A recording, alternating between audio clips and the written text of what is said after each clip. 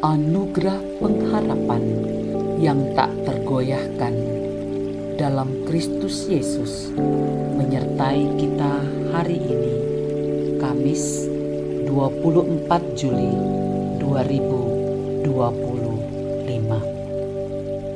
Para pendengar Renungan Oasis Fajar, mari kita berdoa. Bapa yang bertahta dalam kerajaan surga, kami datang bersujud di hadapan Tuhan, memohon kuasa-Mu untuk menjadikan kami menjadi pribadi-pribadi yang tangguh, oleh karena kami tahu kami suka mendengar firman-Mu. Dalam nama Tuhan Yesus kami berdoa. Amin. Saudara-saudara yang kekasih di dalam nama Tuhan Yesus, pembacaan kita terdapat dalam kitab Amos 9 ayat 7 hingga 10 dengan judul perikop Bangsa Pilihan Ditolak Allah. Bukankah kamu sama seperti orang Ethiopia bagiku, hai orang Israel? Demikianlah firman Tuhan. Bukankah aku telah menuntun orang Israel keluar dari tanah Mesir, orang Filistin dari Kaftor, dan orang Aram dari Kir? Sesungguhnya Tuhan Allah sudah mengamat-amati kerajaan yang berdosa ini. Aku akan memunahkannya dari muka bumi, tetapi aku tidak akan memunahkan keturunan Yakub sama sekali. Demikianlah firman Tuhan. Sebab sesungguhnya aku memberi perintah dan aku mengiraikan kaum Israel di antara segala bangsa, seperti orang mengiraikan ayak, dan sebiji batu kecil pun tidak akan jatuh ke tanah. Oleh pedang akan mati terbunuh semua orang berdosa di antara umatku, yang mengatakan malapetaka itu tidak akan menyusul dan tidak akan mencapai kami. Para pendengar, kekasih-kekasih Tuhan Yesus, judul kita hari ini prasangka yang keliru. Ayat penekanan pada ayat 10, oleh pedang akan mati terbunuh semua orang berdosa di antara umatku, yang mengatakan malapetaka tidak akan menyusul dan tidak akan mencapai kami. Saudara-saudaraku, salah satu contoh prasangka keliru yang sering kita lakukan adalah menganggap orang lain sombong.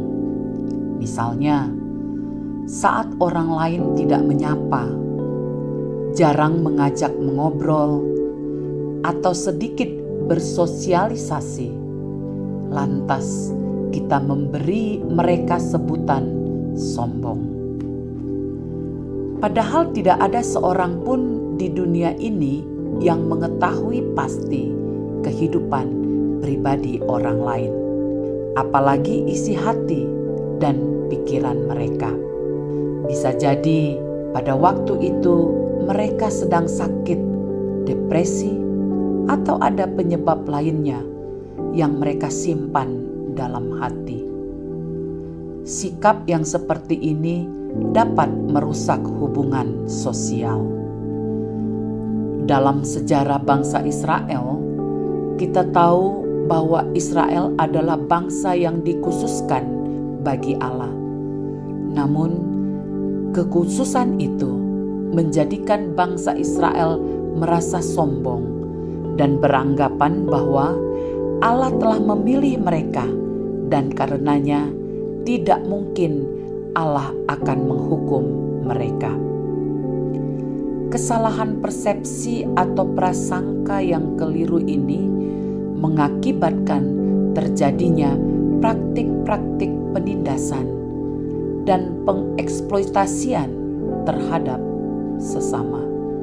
Israel menjadi semakin tidak terkendali. Allah yang mengubah status sebagai bangsa pilihan. Allah pula yang memutuskan untuk tidak menghukum bangsa Israel. Dipilih dan dikhususkan bagi Allah tidak menjadikan bangsa Israel imun akan kebal terhadap penghukuman.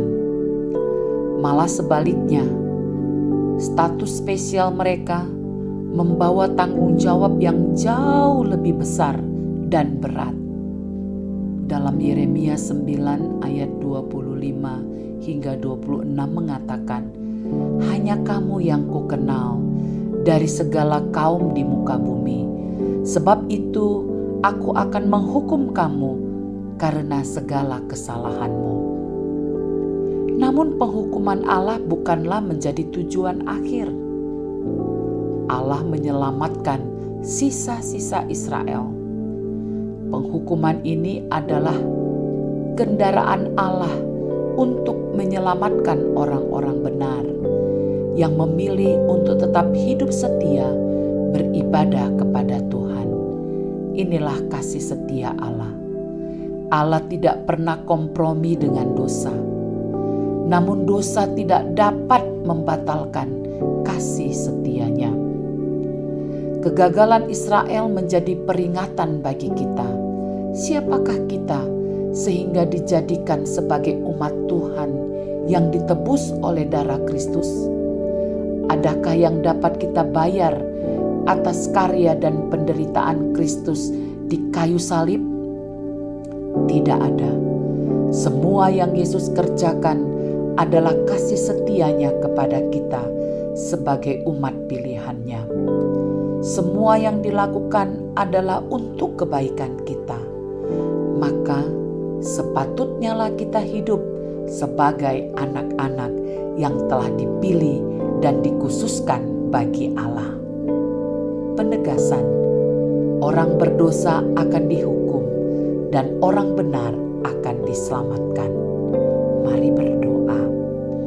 Bapa di sorga, ajar kami untuk dapat memahami firman-Mu dengan benar, agar kami mengerti betapa besar kasih-Mu bagi kami.